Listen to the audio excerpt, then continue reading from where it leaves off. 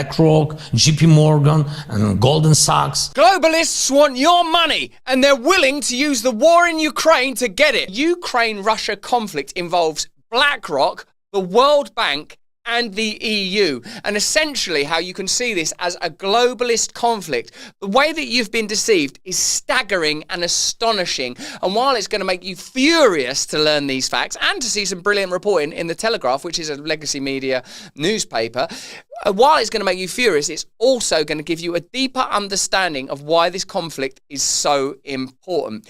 First, we're going to start with Keir Starmer's audacious pledge to lead British troops into war.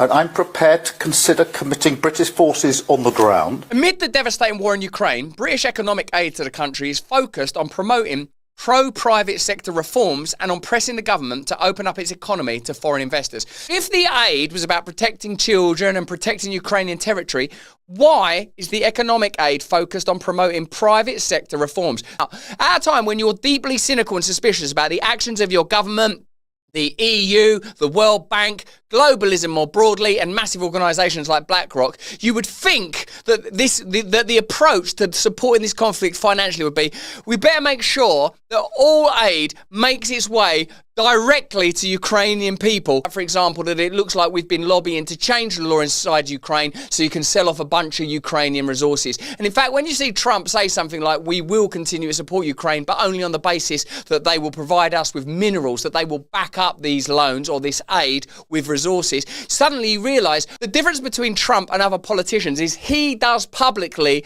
and explicitly what they do privately. And it seems to me that Trump is more geared towards protecting the inhabitants of his country than a leader like Keir Starmer, on top of taking advantage of you from behind, wants you to thank him afterwards and give him a lollipop.